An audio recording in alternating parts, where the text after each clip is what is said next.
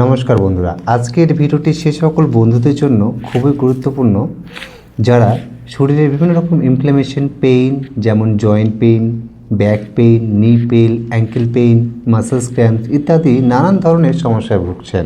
তাই যাদের একটু বসতে গেলে হাঁটুতে কটকট শব্দ হয়, সিঁড়িতে উঠতে গেলে হাঁপিয়ে যাচ্ছেন, বসতে গেলে ব্যাক কোমরে ব্যথা হচ্ছে, তারা যদি আজকের যে আমি 1 চামচ রহস্যময় একটি খাবার নিয়ে কথা বলবো সেটা যদি আপনারা 7 থেকে 10 দিন কন্টিনিউ করেন, তাহলে আমার দীর্ঘ বিশ্বাস শরীরের এই যাবতীয় সমস্যাগুলো কিন্তু আস্তে আস্তে কমতে থাকবে। শুধু তাই নয়, শরীরে ক্যালসিয়ামের ঘাটতি দূর হবে, ম্যাগনেসিয়ামের ঘাটতি দূর হবে, শরীরে বিভিন্ন রকম মিনারেলসের ঘাটতি দূর হতে শুরু করবে। তো ভিডিওটি শুরু করার পূর্বে আমি সুখী একজন clinical dietician, doctor BRC clinic, Siliguri. তো আমরা প্রথমেই জানবো যে শরীরের এই যে যাবতীয় সমস্যাগুলো হয় কেন। আমরা আগে কারণটা জানবো, কারণটা জানার পর এটা কিভাবে আমরা ঘরে বসেই সম্পূর্ণ ন্যাচারাল খাবার দাবারের মাধ্যমে, ন্যাচারাল লাইফস্টাইলের মাধ্যমে কিভাবে এখান থেকে বেরিয়ে আসবো সেটা নিয়ে কথা বলবো।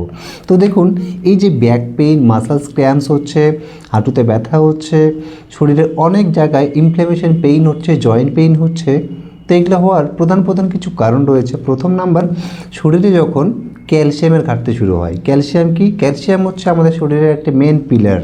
যেমনি করে একটি বাড়ি তৈরি করতে পিলার লাগে, ইট, বালি, পাথর, সিমেন্ট ইত্যাদি প্রয়োজনীয় জিনিসপত্র দরকার হয়, ঠিক তেমনিভাবে আমাদের শরীরের হাড় শক্ত রাখতে, হাড় মজবুত রাখতে, স্ট্রং রাখতে, শক্তিশালী রাখতে ক্যালসিয়ামের ভূমিকা অপরিসীম। তাই বয়স বাড়ার সাথে সাথে, বিশেষ করে 35-40-এর পর থেকে শরীরে কিন্তু ক্যালসিয়ামের ঘাটতি শুরু হয়। শরীরের বোনসগুলো আস্তে আস্তে ক্ষইতে শুরু করে, মানে যেটাকে অস্টিওপোরোসিস বলে। বিশেষ করে মহিলাদের মধ্যে আফটার 40 যখন তারা মেনোপজ স্টেজের দিকে এগিয়ে যায়, তখন কিন্তু তাদের হাড়গুলো নরম হয়ে যায়, তাই তাদের একটুতেই ফ্র্যাকচার হওয়ার ঝুঁকি বেড়ে যায়। তাই তাদের শরীরের জন্য আজকের এই খাবারগুলো কিন্তু ভীষণই গুরুত্বপূর্ণ। এবং সাথে সাথে যে সকল ব্যক্তিরা দাঁড়িয়ে থেকে বেশি কাজ কম করেন, যাদের ফিজিক্যাল অ্যাক্টিভিটি বেশি হয়, আর এই ক্যালসিয়ামের জন্য আমরা সকলেই যেটা জানি যে ক্যালসিয়াম শুধুমাত্র দুধের মধ্যে লুকিয়ে রয়েছে প্রচুর পরিমাণে। কিন্তু প্রশ্নটি আমার হলো, যারা ল্যাকটোজ ইনটলারেন্স, মানে যাদের দুধ সহ্য হয় না, তারা তাহলে কি করবেন? তাহলে কি তারা ক্যালসিয়ামের সমস্যা ঘাটতি থেকে যাবেন? তারা কি ক্যালসিয়ামের ঘাটতি পূরণ করতে পারবেন না? তো বিষয়টা এটা সম্পূর্ণ ভুল কথা যে দুধের মধ্যে শুধু ক্যালসিয়াম রয়েছে, আর এই দুধের থেকে 10 গুণ বেশি ক্যালসিয়াম রয়েছে আজকে আমি যে খাবারগুলো আপনাদের সামনে তুলে ধরবো। এবং সাথে 2 নম্বর যে খাবারটির জন্য আমাদের শরীরে বিভিন্ন রকম জয়েন্ট পেইন হয়, পায়ে শক্তি পাই না, একটু চলতে ফিরতে হাঁপিয়ে যাই, বা ব্যাক পেইন হয়, পেশির খিঁচুনি হয়, সেটি হলো ম্যাগনেসিয়াম। 3 নম্বর যেটার কারণে আমাদের শরীরের দুর্বলতা শুরু হয়, শরীরের মধ্যে অ্যানিমিয়ার সমস্যা শুরু হয়, শরীরের মধ্যে এই যাবতীয় টায়ার্ডনেসগুলো থাকে, সেটা হচ্ছে আয়রন। 4 নম্বর যে ভিটামিনটি না হলে আমাদের শরীর চলতেই পারবে না, আমাদের শরীর টিকে থাকতেই পারবে না, ভেঙে পড়বে, সেটা হচ্ছে ভিটামিন ডি। তো এই যাবতীয় মিনারেলস এবং ভিটামিনগুলো আমরা কোথায় পাবো সেগুলো নিয়ে কথা বলি। তো প্রথমে যে খাবারটা নিয়ে কথা বলতে চাইবো সেটি হচ্ছে এই 1 চামচ তিল বীজ, মানে সিসেম সিডস। একটা হয় সাদা কালার, একটা হয় কালো কালার। তো আমি নিয়েছি এখানে সাদা কালার। এই তিলের মধ্যে 100 গ্রাম তিলের মধ্যে রয়েছে 975 মিলিগ্রাম ক্যালসিয়াম, যেটা দুধের থেকে প্রায় 10 থেকে 12 গুণ বেশি। এবং একই সাথে তিলের মধ্যে রয়েছে প্রচুর মাত্রায় প্রোটিন, ম্যাগনেসিয়াম, জিঙ্ক, আয়রন ইত্যাদি বিভিন্ন রকম ভিটামিনস এবং মিনারেলস, যেটা আমাদের শরীরে মাসেলস ক্র্যাম্পস দূর করবে, আমাদের শরীরে ক্যালসিয়ামের ঘাটতি দূর করবে, আমাদের শরীরে জয়েন্ট পেইন দূর করবে। আর এই তিল শুধুমাত্র আমরা বাঙালিরা মকর সংক্রান্তিতে ইউজ করি, যেমন লাড্ডু বানিয়ে খাই, বিভিন্ন রকম পিঠের মধ্যে দিয়ে খাই। কিন্তু শুধু এখানে আটকে নেই এই উপকারিতা, এটা সম্পূর্ণ উপকারিতা পেতে গেলে আমাদের রোজ এটা আমাদের খাদ্য তালিকায় রাখতে হবে, তবে কিন্তু আমরা এটার আসল বেনিফিট, মানে আসল উপকারিতাটা পাবো। 2 নম্বর যে খাবারটা নিয়ে কথা বলবো, যেটা পুরুষ স্বাস্থ্যের জন্য ভীষণই গুরুত্বপূর্ণ, পুরুষ স্বাস্থ্যের প্রোস্টেটের জন্য ভীষণই গুরুত্বপূর্ণ, এবং সাথে সাথে ঘুম আরও ডিপ করার জন্য, মানে গভীর ঘুমের জন্য আরও বেশি গুরুত্বপূর্ণ। তাই যে সকল ব্যক্তিরা ইনসোমনিয়া, মানে অনিদ্রার সমস্যায় ভুগছেন, তাদের জন্য গুরুত্বপূর্ণ। যাদের মধ্যে থাইরয়েড রয়েছে তাদের জন্য ভীষণ গুরুত্বপূর্ণ, এবং সাথে সাথে calcium, protein, magnesium, zinc, folate, iron এগুলো তো রয়েছে। সেটি হচ্ছে এখানে নিয়েছি আমি 2টো বীজ আছে এখানে, একটা গ্রিন কালারের, একটা সাদা কালারের।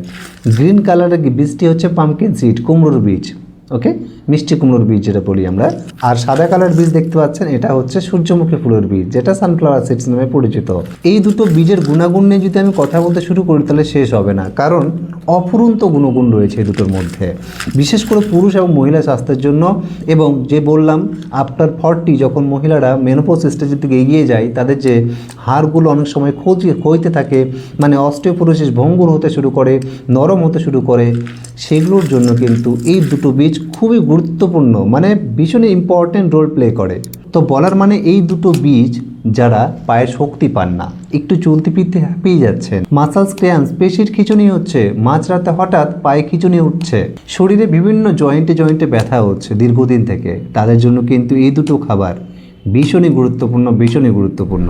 এবার কথা হচ্ছে তাহলে এই দুটো বীজ আমরা কিভাবে খাবো। এই দুটো বীজ খাওয়ার সবথেকে ইজিয়েস্ট ওয়ে, সবথেকে সহজ উপায় এটি হলো, এই তিল বীজ আপনারা গুড়ের সাথে মিলিয়ে এটাকে লাড্ডু বানিয়ে খেতে পারেন, যেমন করে আমরা মকর সংক্রান্তিতে পিঠে বানিয়ে খাই, মানে লাড্ডু বানিয়ে খাই। এটা আপনারা করতে পারেন 1। 2 নম্বর, এই তিল বীজ আপনারা ওই পোস্ত দানার মতো বেটে এটাকে আপনারা বাটা করে খেতে পারেন, বেশ সুন্দর লাগে। এবং সাথে এই তিল বীজ আপনারা হালকা রোস্ট করে নিয়ে, মানে কড়াইয়ে সেঁকিয়ে নিয়ে, এটা কিন্তু বিভিন্ন রকম স্যালাডে দিয়ে খেতে পারেন, বিভিন্ন রকম স্মুদির মধ্যে মিলিয়ে খেতে পারেন, এবং সাথে এমনিও কিন্তু চাইলে আপনি চিবিয়ে খেতে পারেন। আর এই সূর্যমুখী ফুলের বীজ এবং কুমড়োর বীজ এই দুটো কিন্তু আপনারা রোস্ট করে নেবেন, মানে সেঁকিয়ে নেবেন কড়াইয়ে। তারপরে এটা আপনারা চাইলে বাদামের মতো করে খেতে পারেন, নইলে এটারও একটা পাউডার বানিয়ে রেখে দিয়ে সেটা আপনারা মিলিয়ে একসাথে খেতে পারেন।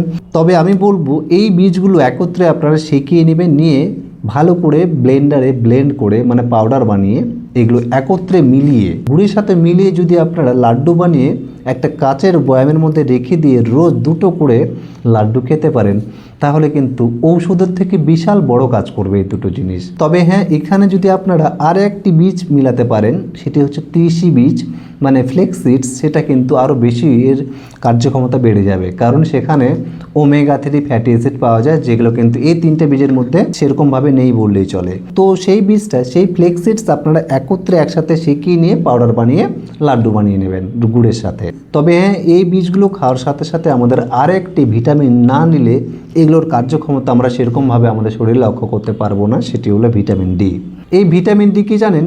আমরা সকলেই জানি যে সূর্যের আলোতে ভিটামিন ডি থাকে, ঠিক তাই। তবে সূর্যের আলোতে থাকে না, সূর্যের আলো যখন আমাদের স্কিনে পড়ে, আমাদের ত্বকে পড়ে, আমাদের ত্বক সেখান থেকে বিক্রিয়া ঘটিয়ে কেমিক্যাল রিয়াকশন করে আমাদের শরীরে ভিটামিন ডি তৈরি করে, মানে আমাদের শরীর নিজে ভিটামিন ডি তৈরি করে।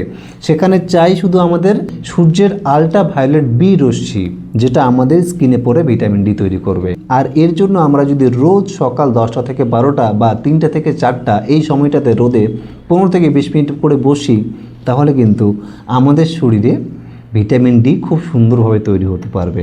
এর জন্য আমাদের কোনো ক্যাপসুল বা কোনো স্যাচে নেওয়ার দরকার পড়বে না। সহজ ভাষায় বলতে গেলে এই বীজগুলো হচ্ছে ক্যালসিয়ামের ভাণ্ডার, ক্যালসিয়ামের কারখানা, আর ভিটামিন ডি হচ্ছে এই কারখানার চাবি। চাবি না হলে কারখানা কখনোই খুলবে না। তাই ভিটামিন ডি কিন্তু অবশ্যই মাথায় রাখতে হবে এবং নিয়ম মতো ফলো করতে হবে। বন্ধুরা, এই খাবারগুলো তো আমরা আমাদের ডায়েটে রাখবই, কিন্তু এর সাথে সাথে কিছু আমাদের নিয়ম শৃঙ্খলা ফলো করতে হবে, কিছু লাইফস্টাইলে প্রতি পরিবর্তন নিয়ে আসতে হবে, যেমনি করে আমাদের শরীরের বিভিন্ন রকম ইনফ্ল্যামেশন, পেইন, এগুলো সবথেকে বেশি ট্রিগার করে, মানে বেশি বেড়ে যায় কয়েকটি কারণে। সেটি হচ্ছে, প্রথম কারণটি ননভেজ খাবার। আপনি যত বেশি মাত্রায় ননভেজ খাবেন, যত বেশি আপনারা তেল, মশলা খাবেন, junk food, oily food, spicy food খাবেন, তাহলে আপনাদের শরীরে বিভিন্ন জয়েন্টের ব্যথাগুলো অনেক দেরি লাগবে সারতে। তাই এগুলো যত কম খাবেন, আপনি যত বেশি স্যালাড খাবেন, যত বেশি ফ্রুটস খাবেন, যত বেশি সবুজ শাকসবজি আপনার ডায়েটে রাখবেন, আপনি কিন্তু তত সুস্থ থাকবেন, ভেতর থেকে হেলদি থাকবেন। 2 নম্বর যেটা আপনাদের লাইফস্টাইলের মধ্যে পরিবর্তন নিয়ে আসতে হবে, সেটা হচ্ছে গ্রাউন্ডিং, মানে খালি পায়ে ঘাসে বা মাটির উপরে হাঁটা, খালি পায়ে, জুতো পরে না, শু পরে না। কেন বলছি? যখন আমরা খালি পায়ে গ্রাউন্ডিং করি, মাটিতে হাঁটি, ঘাসে হাঁটি, তখন আমাদের শরীরের ভোল্ট শূন্য হয়ে যায়। আপনি এখন যেখানে আছেন বাড়িতে, সেখানে একটা ভোল্ট মিটার দিয়ে আপনি চেক করুন আপনার শরীরটাকে, যেমনি করে আমাদের ইলেকট্রিক্যাল বিভিন্ন রকম বোর্ড, বিভিন্ন রকম ইকুইপমেন্ট আমরা চেক করি ভোল্ট আছে কি না, ঠিক তেমনিভাবে আমাদের শরীরে ভোল্ট চেক করুন, দেখবেন অনেক বেশি ভোল্ট দেখাচ্ছে আপনার, 50, 100, 150, 200, 500 এমন। কিন্তু যখন আপনি খালি পায়ে গ্রাউন্ডিং করবেন, মাটিতে হাঁটবেন, তখন আপনার ভোল্ট চেক করবেন, আপনি একদম 0 হয়ে যাবে। আর যখন আমাদের শরীরে ভোল্ট 0 হবে, তখনই কিন্তু আপনার শরীরে বিভিন্ন রকম ইনফ্ল্যামেশন কমতে শুরু করবে। আপনি যদি টেনশনে থাকেন, আপনি যদি ফ্রাস্ট্রেটেড থাকেন, আপনি যদি অ্যাংজাইটিতে ভুগছেন, ডিপ্রেশনে আছেন, তাহলে কিন্তু সেগুলো 15 থেকে 20 মিনিট সময় লাগবে না। এই ইউনিভার্স, এই ধরতি, এই গ্রাউন্ডিং আপনাকে সারিয়ে তুলতে।